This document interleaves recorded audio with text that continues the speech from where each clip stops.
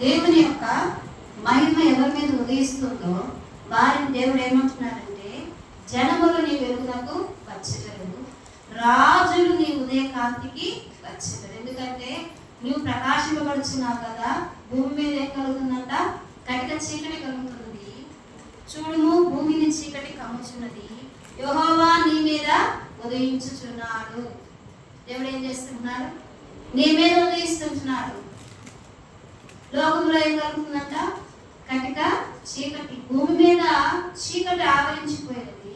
భూమి మీద ఏముందంటే చీకటి కమ్ముచున్నది. అయితే నేను నీ మీద ఏం చేస్తున్నాను? నేను వెలుగును ఉదయింపజేస్తుంటున్నాను. జనములు నీ వెలుగునకు వచ్చేదారు. దేవుని బిడ్డలంతా అనేకులు నీవు కలిగి ఉన్న ఆ వెలుగును చూచుటకై, నీవు కలిగి ఉన్న ఆ ప్రకాశమానమైన తేజస్సును కనుగొనుటకై జనులనే ప్రభు ఏం చేస్తున్నాడంట? మీ యొద్దకు వచ్చేవారుగా, రాజులను సైతము నీ ఉదయ కాంతికి వచ్చేవారుగా అంట దేవుడు దేవుని యొక్క ప్రజలను ఆ రీతిగా నిలవబెడుతుంటున్నాడు. అందుకని లెమ్ము తేజరిలము, నీకేమొచ్చినది? వెలుగు వచ్చినది. దేవుని యొక్క ఉదయ కాంతి నీ మీద ప్రకాశింపబడుచున్నది కనుక నీవు చూచి ప్రకాశింతువు. ఇక్కడ మనం ఈ సమయంలో ఏం ధ్యానిస్తున్నామంటే ప్రకాశించే అనుభవం. దేవుని బిడ్డల జీవితాలు ఎలా ఉండాలంట? వెలుగుమయముగా ప్రకాశించినట్లుగా. ఆకాశ మండలంలో జ్యోతులు, ఆకాశ మండలంలో సూర్యచంద్ర నక్షత్రములు వాటి వాటి సమయానుకూలం బట్టి పగలంతా సూర్యుని యొక్క వెలుగు ప్రపంచం అంతా ఎలుగెత్తిగా ఆయా సమయాల్లో ప్రజ్వలుతుందో, ఆయా సమయాల్లో సాయంకాల సమయంలో అక్కడ ఏం జరుగుతుంది? చంద్ర నక్షత్రాలు కూడా దేవుని యొక్క ఆజ్ఞ మేరకు వాటి వాటి ప్రకాశాన్ని లోకంలో సర్వమానవారికి ఇస్తుంది. కనుక సూర్య చంద్ర నక్షత్రముల కంటే అమితమైన ప్రకాశమానమైన జీవితాన్ని ఈనాడు దేవుని బిడ్డలకు ఇవ్వడానికి, అనేక జనులందరూ వారి ఎదుకు రావడానికి, రాజులు సహితము వారి యొక్క ఉదయ కాంతికి వచ్చేలాగా దేవుడు తన బిడ్డల ప్రజల మీద ఏమి ప్రకాశింపజేస్తున్నాడంట? తన వెలుగును ప్రకాశింపజేస్తున్నాడు. ప్రకాశింపజేసే జీవితాలు ఎట్లుంటాయో ఈ సమయంలో మనము కొంత మేరకు వాక్యానుగుణంగా మనం తెలుసుకుందాం. ఈ ప్రకాశించే అనుభవం విషయమే నిర్గమాకాండము 34వ అధ్యాయానికి వద్దాం రండి. నిర్గమాకాండము 34వ అధ్యాయము పరిశుద్ధ గ్రంథంలో నుండి నిర్గమాకాండము 34వ అధ్యాయము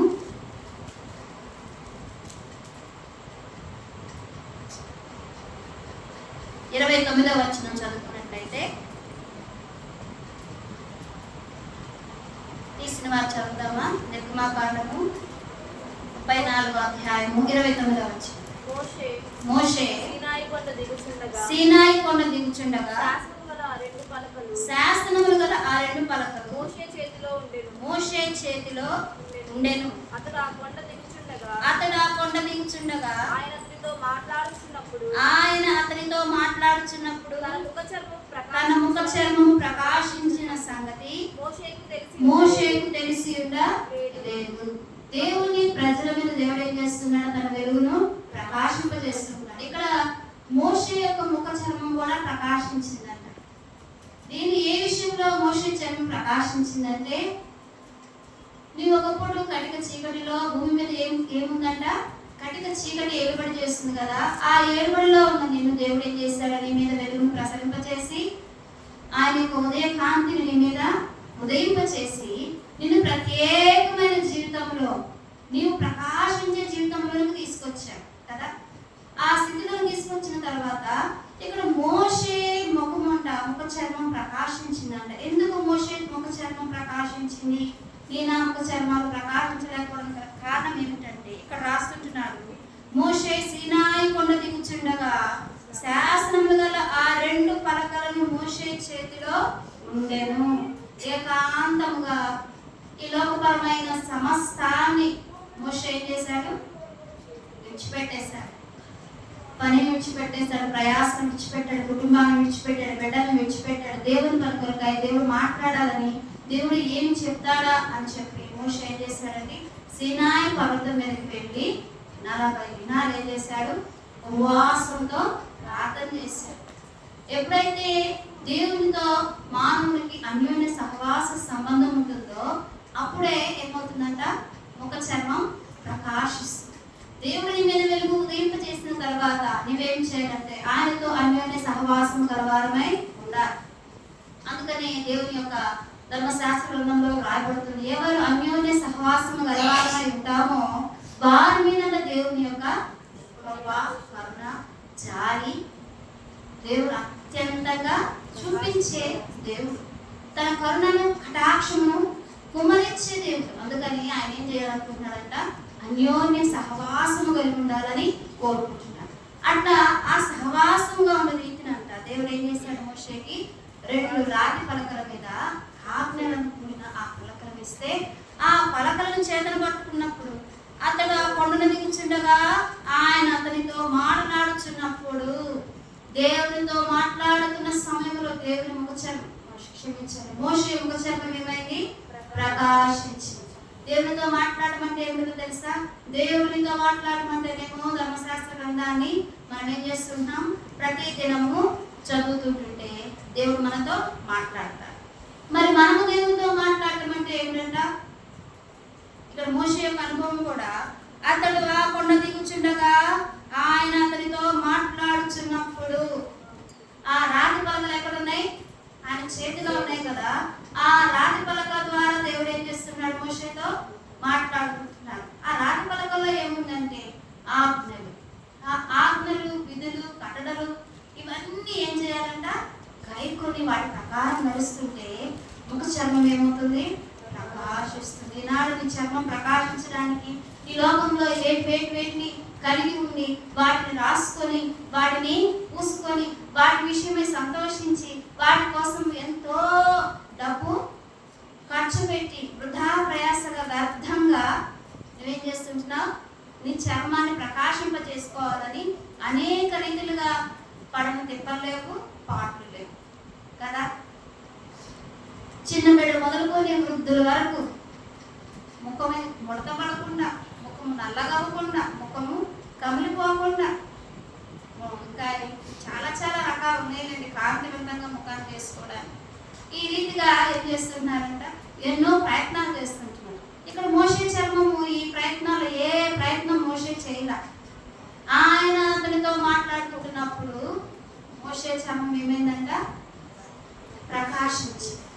ఆ రీతిగా దేవుని బిడ్డలు ఏం చేయాలంటే ఆయన వెలుగును నిత్యము మన మీద, ఆయన ఉదయ కాంతి నిత్యము మన మీద ప్రసరింపజేస్తున్నప్పుడు జనములు మన ఎదురుకు వస్తారట.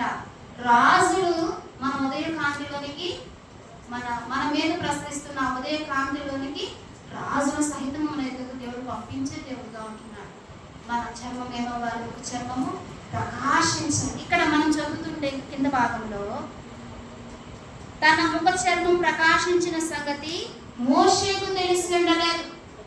నీకు తెలియకుండానే నేనేం చేస్తాడు ప్రభు, నీ ముఖ చర్మాన్ని ప్రకాశింపజేసి అనేకులను ఆకర్షించే రీతిగా అనేకులు వచ్చి నీ యొక్క వారి కష్టాన్ని వారికి ఉన్న సమస్తాన్ని నీకు చెప్పుకొని నీ ద్వారా బలపడినంతగా. ఎందుకంటే ఇక్కడ మోషే ముఖ చర్మం ప్రకాశించడానికి దేవుని యొక్క ఆజ్ఞలు, దేవుని యొక్క మాట సహాయపడితే యోగ గ్రంథంకి వచ్చినట్లయితే అనేకులు అంట యోగ దగ్గరకు వచ్చారట.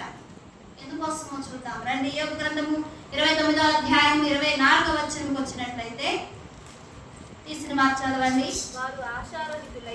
యోగ గ్రంథము 29వ అధ్యాయము 24వ వచనం చదువుదాం. వారు ఆశారహితులై ఉండగా వారిని దయగా చూచి చిరునవ్వు నవ్వి తిని నా ముఖ ప్రకాశము లేకుండా వారేమీ చేయరైరి.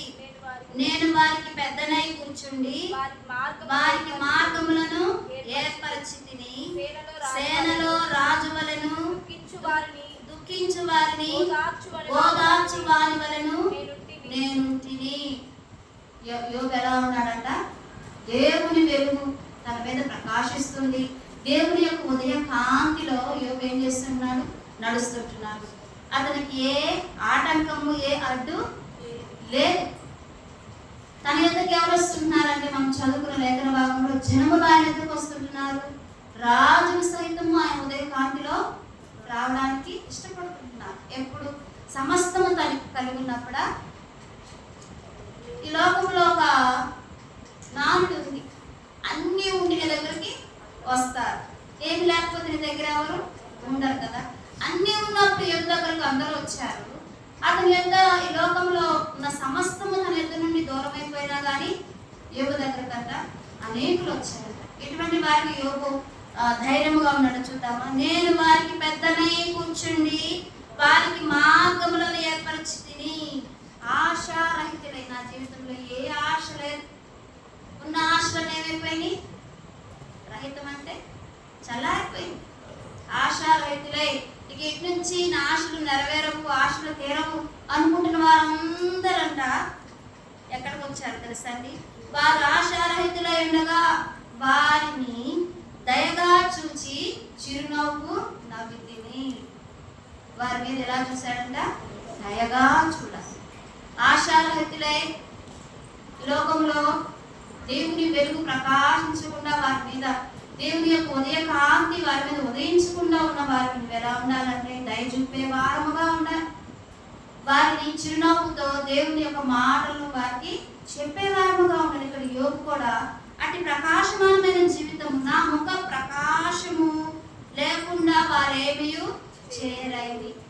ఏ పని చేయాలన్నా, ఏ మార్గం వెళ్ళాలన్నా, ఏ ఆలోచన జరిగించాలన్నా ఎవరి ముఖ ప్రకాశం కావాలా?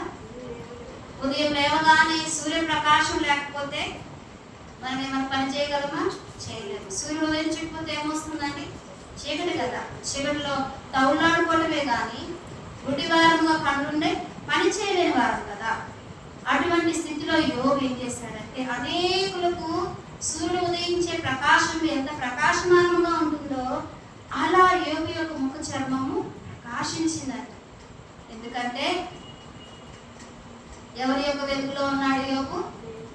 దేవుని యొక్క వెలుగు తన మీద ప్రకాశింపజేసి దేవుని యొక్క ఉదయ కాంతిలో తను నడుస్తుంటున్నాడు కనుక యోబును అనేకులకు దేవుడు ఎలా ఉంచాడంట? ఏ పని చేయాలన్నా, ఏ మాట మాట్లాడన్నా, ఏ ఆలోచన చేయాలన్నా యోబును సంప్రదించందే, యోబు యొక్క వారి సలహా తేందే, ఎవరు ఏం చేయట్లేదంట. అందుకని నా ప్రకాశము లేకుండా వారేమీ చేయలేని ఇలా ఉంటున్నావని. ఇటువంటి జీవితాల వలె ఎవరిని దేవుడు వెలుగు, తన వెలుగుని ఎవరి మీదైతే ఉదయింపజేస్తుంటున్నాడో, ఎవరి మీదైతే ఆయన వెలుగును ప్రసరింపజేస్తుంటున్నాడో అటువంటి వారంతా దయతో నింపబడి ఆశారహితులైన వారికి ఏం చూపించాలి? దయ చూపించి వారి ఎడల కరుణతో చిరునవ్వుతో వారిని ఏం చేయాలి? వారి కష్టాన్ని, వారికి ఏ మార్గం నడవాలో వారికి బోధించాలి. వారి అవసరతను మనం ఏం చేయాలి? తీర్చాలి. ఆ రీతిగా యోగుంటే వచ్చింది. ఈనాడు విశ్వాస సంబంధమైన ఈనాడు జీవితాలు ఎట్లుంటున్నాయి? దయతో నీ ఎదుగు ఎవరైనా వస్తూ ఏ మార్గం గుండా వెళ్ళాలని నీ సలహా తీసుకోవడానికి ఎవరైనా వస్తున్నట్లయితే నీ ముఖ చర్మము యోగు యొక్క ముఖ చర్మం వలె ప్రకాశిస్తున్నట్లే. కనుక ఇక్కడ చెప్తుంటే నేను వారికి పెద్దనై కూర్చుండి. నువ్వు చిన్నదానివైనా, నువ్వు యవనస్తురాలవైనా నీ ముఖ చర్మం ప్రకాశిస్తుంటే నీవు వారికి ఎవరంట? పెద్దవై. ఇక్కడ యోబు ఎదుగు అనేకులు వస్తుంటున్నారు. ఈ వచన భాగం చదువుతున్నప్పటికే యోబుకు బిడ్డలు కోల్పోయారు, యోబుకు ఆస్తి పోయింది, యోబుకు ఆరోగ్యం పోయింది. అయినప్పటికీ అందరికీ పెద్దట్లయ్యాడు. ఈనాడు లోకములు అన్నీ ఉండి 10 ఏళ్ళకు 10 గురాలు పెట్టి ఆయన వెనకమాల ఒక 50 మంది ఉండి ఆయన ఒక మాట చెప్తే అందరూ హడావుడిగా చేసే వాళ్ళని ఏం చేస్తారు? మనకు పెద్ద, మన ఊరికి పెద్ద అని పెట్టుకుని, అయ్యా నువ్వు మాకు పెద్దగా ఉండు, నీ మాట వింటారు అందరూ అని చెప్పి వారిని ఆశ్రయిస్తారు కదా. అసలు బిడ్డలు లేదు, ఆస్తి లేదు, ఆరోగ్యం లేదు, రేపో మాపో అన్నట్లుగా ఉంది లోకపరంగా యోబు జీవితం చూడాలంటే. కానీ ఆ స్థితిలో ఉన్నా కానీ యోబు యొక్క ముఖ చర్మం ఏమైంది? ప్రకాశించింది. ఆత్మ సంబంధమైన ప్రకాశం అండి ఇదంతా. ఆత్మ సంబంధంలో యోబు జీవితం ఎట్లుందంటే ప్రకాశిస్తుంది. ఎంత కష్టం ఉంది తనలో, ఎంత బాధ ఉంది, ఎంత వేదన ఉంది, ఎంత నిట్టూర్పు ఉంది తనలో, కానీ అవేం బయటికి కనిపించట్లా. దేవుని యొక్క బిడ్డలు ఎలా ఉండాలంటే కష్టమున్నా, బాధ ఉన్నా, కన్నీరున్నా, దుఃఖమున్నా వాటన్నిటిని బయటికి వ్యక్తపరచకుండా దేవుని యొక్క వెలుగును అనేకులకు ప్రసరింపజేసే వారముగా, దేవుని యొక్క మార్గమును అనేకులకు బోధించే వారముగా ఉండాలి. అట్లా యోగున్నాడు కనుకనే వారికి ఎలా ఉన్నాడంటే వారికి మార్గములను ఏర్పరిచితిని. యోగు ఏం చేశాడంట? ఆయన ఎదుగు వచ్చిన వారికి మార్గాన్ని ఏర్పరిచాడంట. ఇదిగో ఈ మార్గాన్ని వెళ్ళు, ఈ బాధలో ఉన్నావా, ఈ కష్టంలో ఉన్నావా, నువ్వు ఇట్లా నడుచుకో, నీ కుటుంబం కట్టబడుతుంది, నీకు మంచి ఆరోగ్యం వస్తుంది, నీకు మంచి ఆశీర్వాదం వస్తుంది, నువ్వు చక్కగా కుటుంబంగా ఐక్యంగా ఉంటారు, కుటుంబం అంతా ఈ ప్రజలందరూ సంతోషంగా ఉంటారని వారికి మార్గాన్ని ఏర్పరుస్తుంటున్నాడు. ఇంకా వారికి ఏమిస్తున్నాడు? వారందరికీ పెద్దగా కూర్చుంటున్నాడు. దేవుడు చూడండి, అనేకులకు మార్గదర్శకులుగా ఉండాలని దేవుని బిడ్డలు కోరుకుంటున్నాడు. మరి నీ నా జీవితాలు ఎట్లుంటున్నాయి? ఈ రీతిగా నడుచుకుంటున్నామా లేదా? లేకపోతే ప్రభువా, యోబు అనేకులకు మార్గదర్శకుడు అవుతూ వచ్చాడు. యోబు తన జీవితంలో సమస్తాన్ని కోల్పోయినా కానీ నేను పెద్దనై నా ముఖ ప్రకాశం లేనిదే వారు ఏం పని కూడా చేసుకోలేనంత రీతిగా అయిపోతూ వచ్చారు. ఇక సేనలో రాజు వలె, సేన అంటే కొంత సమూహంలో రాజు వలె ఉన్నాడంట. ఇంకా అక్కడ చూసుకున్నట్లే దుఃఖించు వారిని ఓదార్చు వారి వలె నేను ఉంటిని. దేవుని యొక్క బిడ్డకు, విశ్వాసికి, దేవుని యొక్క వెలుగులోనికి వచ్చిన వారికి ఉండవలసిన లక్షణాలు వారికి యోగులో దేవుడు మనకు తెలియపరుస్తుంటున్నాడు. కనుక ఇట్టి ప్రకాశమానమైన జీవితం మనము కలిగి ఉండాలి. ఇటు రీతిగా మనం ప్రకాశిస్తుంటే అనేకులకు మనము తలగానే ఉంటాము కానీ తోకగా ఉండవు. అందుకనే కదా ద్వితీయోపదేశ కాలంలో అంటారు, నువ్వు తలగా ఉంటావు కానీ తోకగా ఉండవు. ఎప్పుడంటే చూద్దాం రండి, ఆ మాట చదువుకొని ముందుకు వెళ్దాం. ద్వితీయోపదేశ కాండము ఆ వచన భాగంలో చూసుకొని ముందుకు వెళ్దాం. ద్వితీయోపదేశ కాండము 28వ అధ్యాయము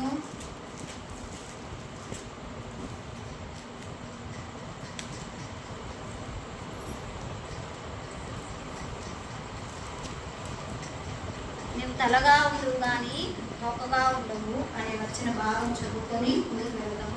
ముందుగా 28వ అధ్యాయం మొదటి వచనం చదువుకుందాం. ఆ రీతిగా ఎట్లా ఉంటామో ఆ రీతిగా ఎప్పుడు ఉంటామంటే 28వ అధ్యాయం మొదటి వచనంలో, నీవు నీ దేవుడైన యెహోవా మాట శ్రద్ధగా విని నేను నీకు ఆజ్ఞాపించుచున్న ఆయన ఆజ్ఞలన్నింటినీ అనుసరించి నడుచుకుని ఎడల నీ దేవుడైన యెహోవా భూమి మీద ఉన్న సమస్త జనుల కంటే నిన్ను హెచ్చించును.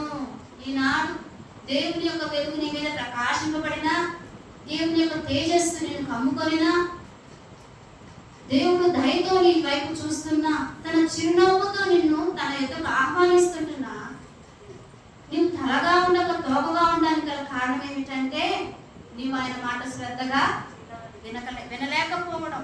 నువ్వు శ్రద్ధగా వింటే, ఇప్పుడు చూద్దాం 14వ వచనంలో ఆయన ఏం చేస్తాడంటే, చివరి భాగం చదువుకుందామా.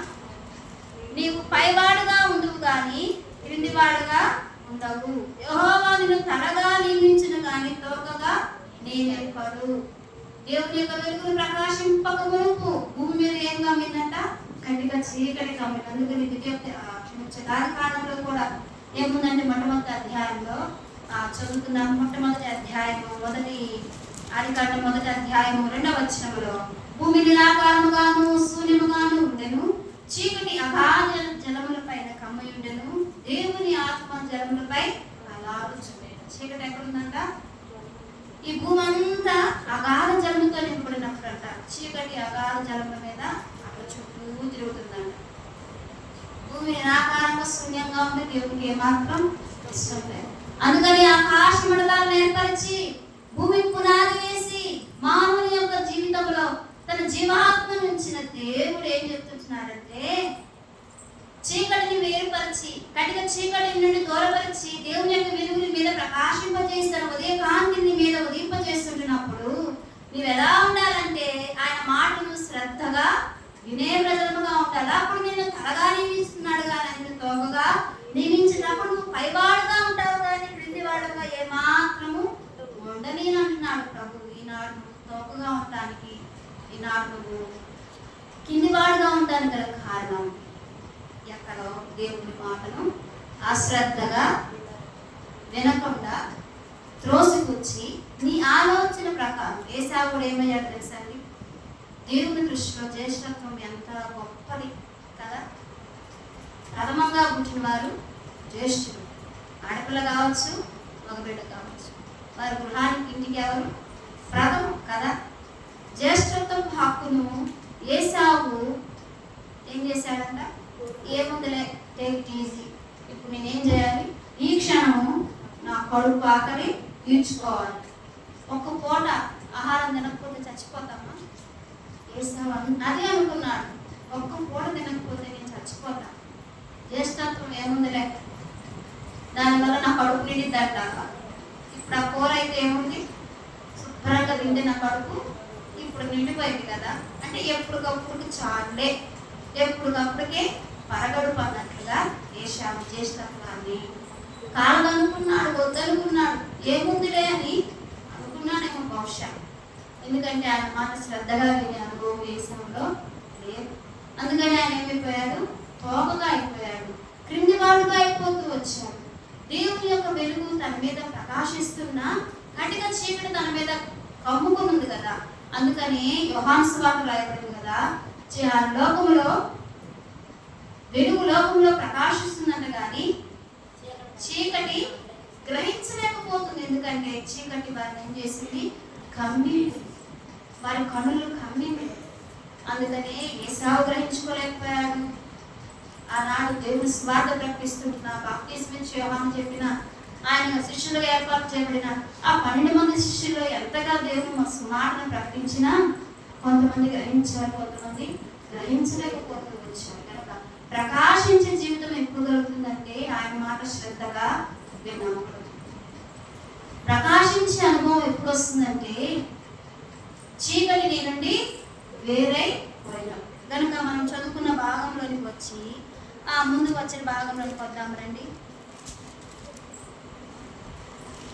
మనం మొట్టమొదట చదువుకున్న వచన భాగంలో నిర్గమాకాండము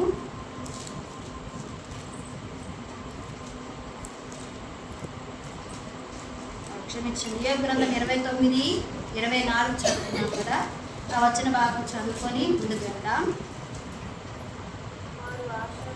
వారు ఆశారహితులై ఉండగా వారిని ఏం చేశాడంట, దయగా చూచిన దేవుడు. కనుక అయ్యా ఆశారహితులైన వారికి నేను ఎలా ఉండాలి, దయగా చూసేవారుగా నేను ఉండాలి. యోబు ఎలా అయితే సేనలో రాజుగా ఉన్నాడు, దుఃఖించు వారిని ఓదార్చువాడుగా ఉన్నాడు, ఇంకా అక్కడ అనేకులకు ఆయన ఎలా ఉన్నాడంట, పెద్దగా ఉన్నాడంట. నా ముఖ చర్మం వారి మీద ప్రకాశించినదే, వారికి పొద్దు పొడవదు, పొద్దు ఎక్కదు అన్నట్లుగా యోగు వారికి ఎట్లున్నాడు, సమస్తమై ఉన్నాడు యోగు. ఆ రీతిగా నీవు నేను దేవుని విశ్వసించిన ప్రతి ఒక్కరు అన్ని జనులకు ఎట్లుండాలి, నీ కుటుంబానికి నీవు ఎట్లుండాలి, నీ ప్రకాశము నీ కుటుంబంలో, నీ దేవుడి సన్నిధానానికి రాని వారికి నీ ప్రకాశం, దేవుని యొక్క వెలుగు చూచి అక్కడ మోషే యొక్క ముఖ చర్మం ప్రకాశించినప్పుడంట ఆ కింద కుండ క్రింద ఉన్న ఇశ్రాయేలు ప్రజలు ఎవరు చూడలేకపోయారంట. ఆ వెలుగు కొంత మట్టికి ప్రకాశించింది. దేవుని ఎదుట దూరం అయిపోయింది. దూరం అయ్యే కొద్దికి ఆ వెలుగు ఏమైపోయింది, తగ్గిపోయింది. తగ్గిపోతున్న ఆ వెలుగునే వారు చూడలేక ఏం చేశారు, మోషే ముఖం చూడలేక వాళ్ళు నేలగా తలలు ఉంచుకున్నారు. అప్పుడంట మోషే తన ముఖం మీద ముసుకేసుకున్నాడు. ఆ తగ్గిపోతున్న ప్రకాశాన్ని చూడలేనప్పుడు యేసుక్రీస్తు ప్రభువారు ఆయన నిత్యమైన వెలుగు, ఆ తేజ ప్రకాశమానమైన వెలుగు చూడాలంటే చీకటి కమ్మిన కంటకి మాత్రము ఆ ప్రకాశము కనబడదు. అందుకే ఏసావు ప్రశ్నైపోయారు.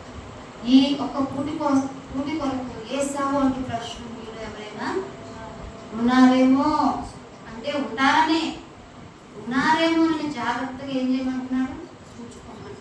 కనుక ప్రభా మీ ప్రకాశమానమైన వెలుగులో మేము నిత్యము నడుచుకున్నట్లుగా ఆ వెలుగు మా మీద నిత్యము ప్రకాశింపజేయాలి.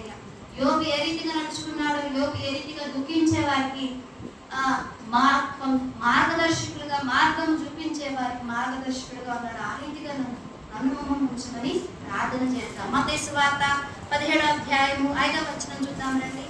మత్తయి సువార్త 17వ అధ్యాయము 5వ వచనంలో ఇక్కడ యేసుక్రీస్తు ప్రభువారంట కొండ ఎక్కారంట.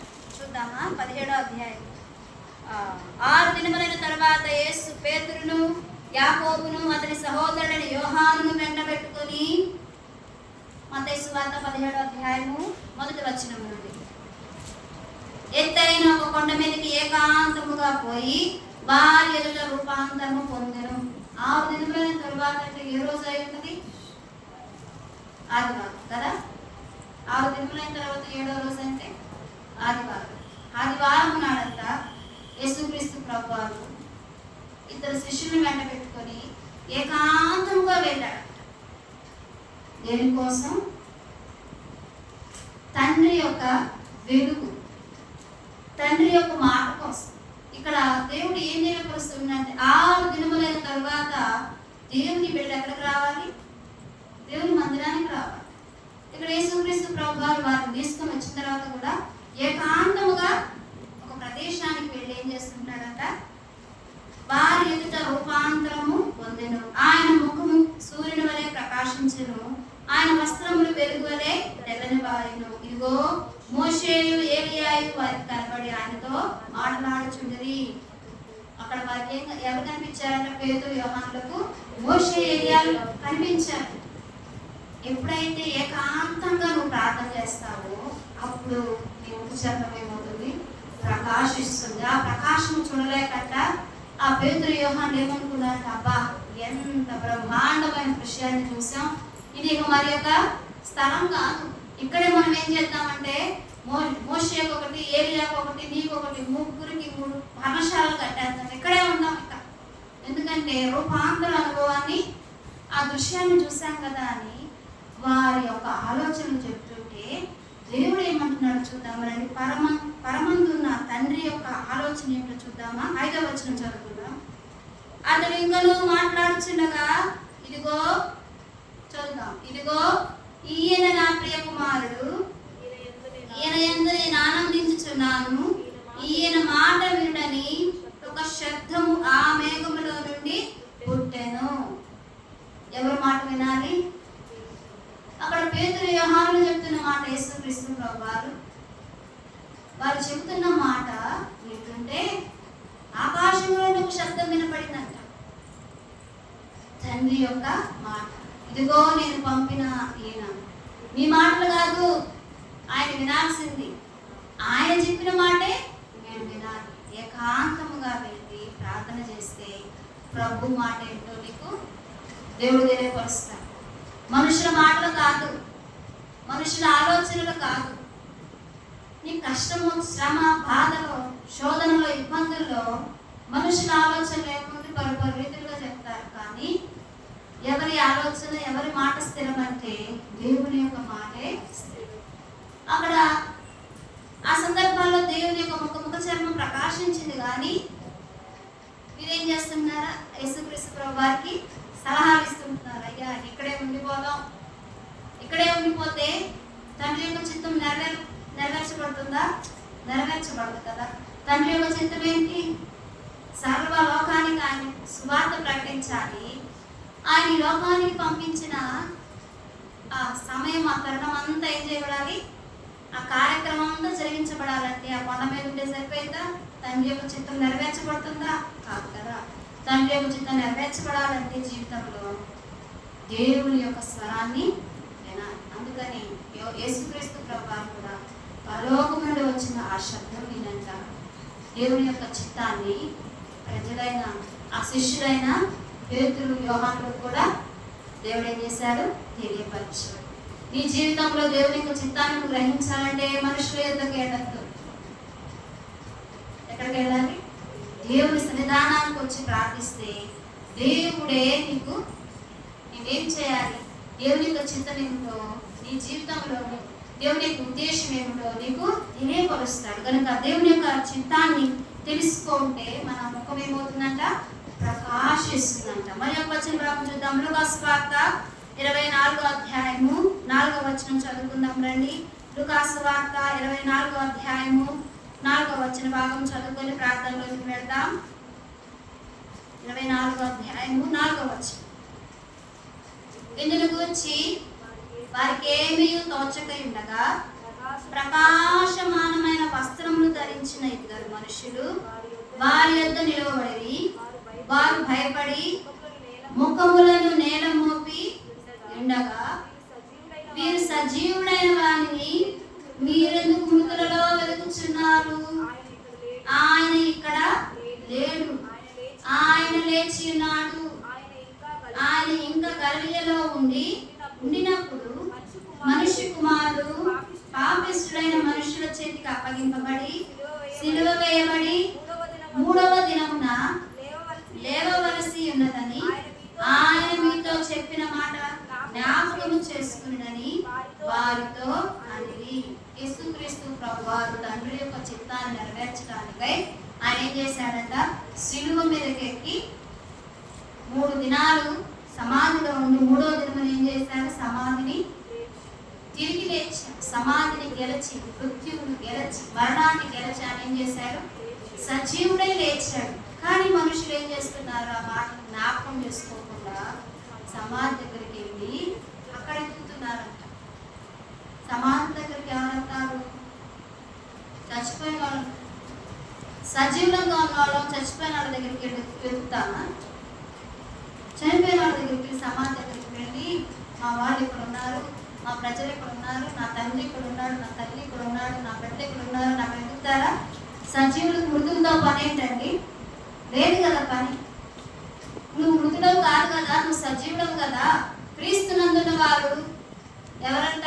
మృతులు కాదు, వారు సజీవులు. ఎప్పుడైతే నువ్వు రక్షణ, మారుమనస్సు అనుభవం, బాప్తిస్మం ద్వారా నువ్వు నీటిలో నుండి పైకి లేపబడ్డావో, అప్పుడు నువ్వు నీటిలో మునిగినప్పుడు నీటిలో నువ్వేం చేయబడ్డావు? నీ గత పాత స్వభావము పాతి పెట్టబడుతుంది. తిరిగి లేచేటప్పుడు నవీన స్వభావముతో పైకి లేచిన తర్వాత మునిగిపోయిన జీవితంతో నీకేం పని? మునిగిపోయిన గడిచిపోయిన ఆలోచనలతో నీకేం పని? గడిచిపోయిన ఆ సహవాసాలతో నీకేం పని? ఆయన అక్కడ లేడు కదా. ఆయన ఏం చేశాడు? సజీవుడిగా లేచాడు. మీరు ఎందుకు మృతులు వెతుకుతున్నారు? ఆయన ఇక్కడ లేడు, ఆయన లేచి ఉన్నారు. మీరు కూడా లేవండి, మీరు ఇక్కడ ఎత్తుకుంటున్నారని చెప్పి వారంతా వారితో ఏమన్నాడు? జ్ఞాపకం చేసుకోండి. మీరు ఆయన ఇక్కడ లోకంలో సజీవుడిగా ఉన్నప్పుడు ఆయన ఏం చెప్పాడో ఆ మాటలు మీరు జ్ఞాపకం ఉంటే మీరు ఇక్కడికి వచ్చి వెతకరు. మీరేం చేస్తారు?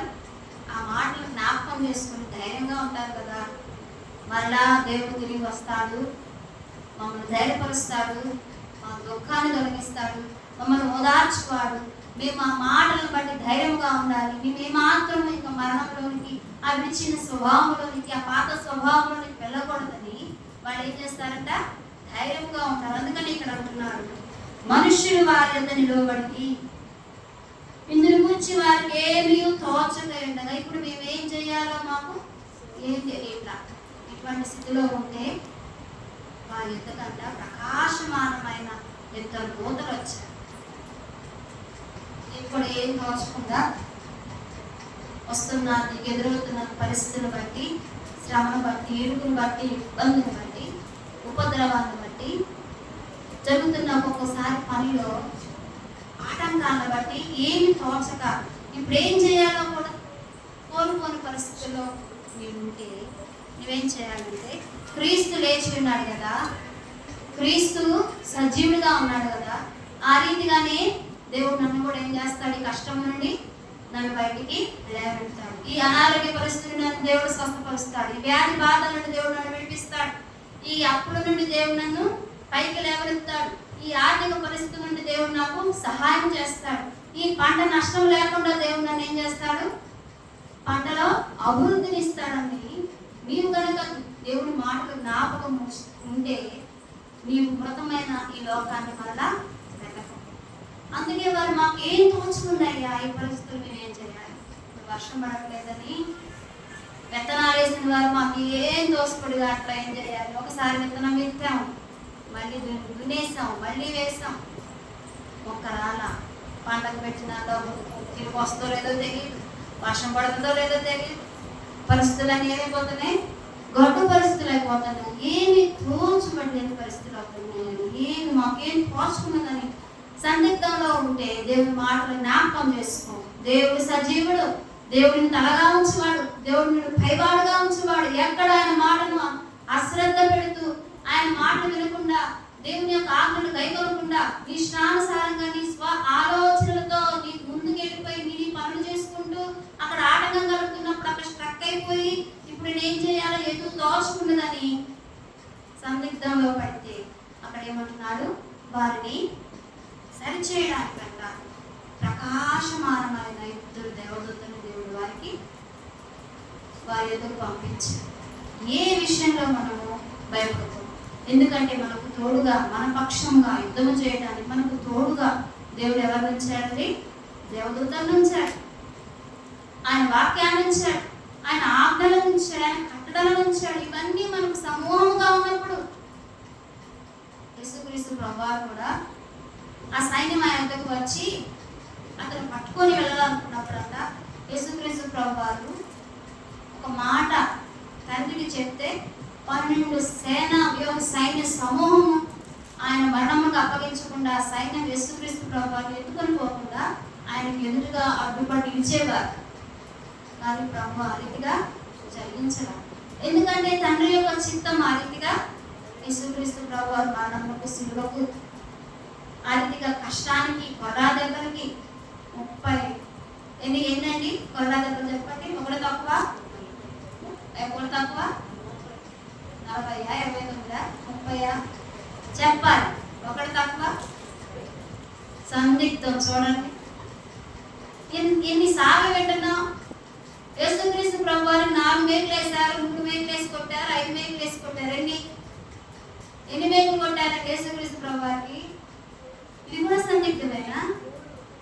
ఖచ్చితంగా చెప్పలేమా? ఎన్ని మేకులు? 3 మేకులు. యేసుక్రీస్తు ప్రభువారు తల మీద కిరీటం పెట్టారా, ముళ్ళ కిరీటం పెట్టారా, రాజ కిరీటం పెట్టారా అంటే ఏం చెప్తాం? ముళ్ళ కిరీటం. ఆయన సిలువ వేసిన కర్ర ఏ కర్ర అంటే ఏం చెప్తాం? ఎందుకు వస్తున్నాయంటే ఆయన మాటలు, ఆయన వాక్యాన్ని జ్ఞాపకం పెట్టుకోలేకపోతున్నావు.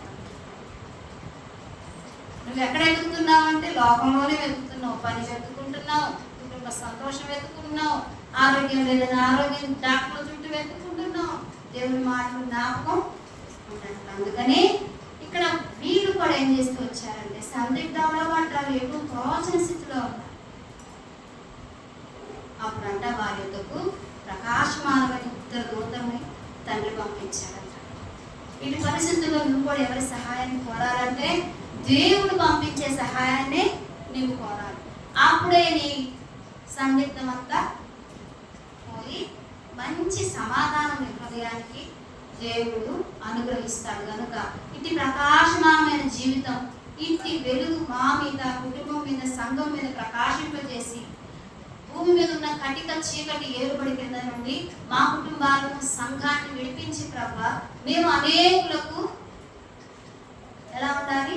మార్గదర్శకులుగా, తలగా, పెద్దగా, దుఃఖంలో ఉన్నవారిని ఓదార్పుగా ఉండేవారుగా, ఆశారహితులుగా ఉన్నవారిని దయతో, చిరునవ్వుతో ప్రభు సన్నిధానానికి తీసుకొచ్చేవారుగా ఉండడానికి నీ వెలుగు అనేకులకు వెలుగును పంచిపెట్టేవారు. అందుకని దానియేలు గ్రంథంలో ఉంటుంది కదా, బుద్ధిమంతులు చదవడం వచ్చిన భాగం ఒక్కటి చదువుకొని ప్రార్థన చేసుకుందాం. దానియేలు గ్రంథము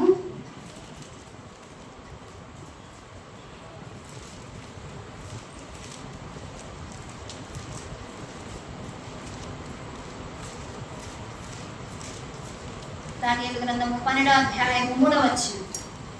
బుద్ధిమంతులైతే ఆకాశ మండలంలోని జ్యోతులను కోరిన వారై ప్రకాశించెదరు.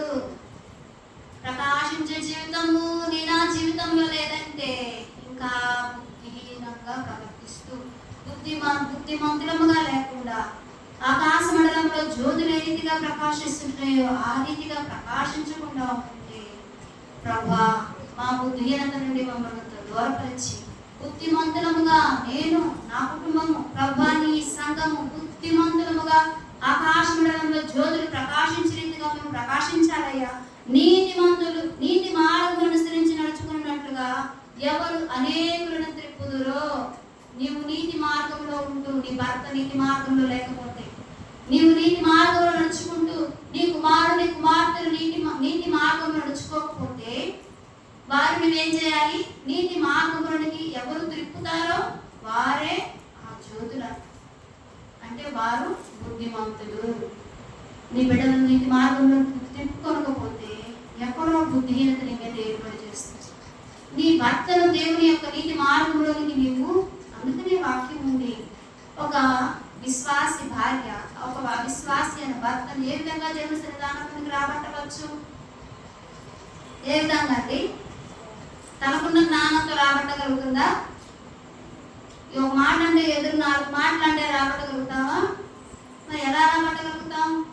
క్రీస్తు ప్రేమను చూపించి ఆ వెలుగు యొక్క మార్గాన్ని, ఆ ప్రకాశమానమైన స్థితిని, ఎవరిలో లేని స్వభావాన్ని దేవుని మందిరానికి వెళుతున్న నీలోనే నీ భర్త కనుగొంటే నీ మార్గము, నీ ప్రవర్తన, నీ మాట, నీ తీరు అంతా మారిపోతుంది కదా. మందిరానికి వచ్చిన తర్వాత ఆ మారిపోయిన నీ యథార్థమైన ప్రవర్తన చూసంట, నీ భక్తిని చూసంట ఆయన ఏం చేపట్టవచ్చు? దేవుని మందిరానికి రాబట్టవచ్చు. కనుక నీతి మార్గంలోనికి ఎవరు అనేకులను త్రిప్పుదురు వారే ఆ జ్యోతులు, ఆ ప్రకాశించే జ్యోతులు వారే.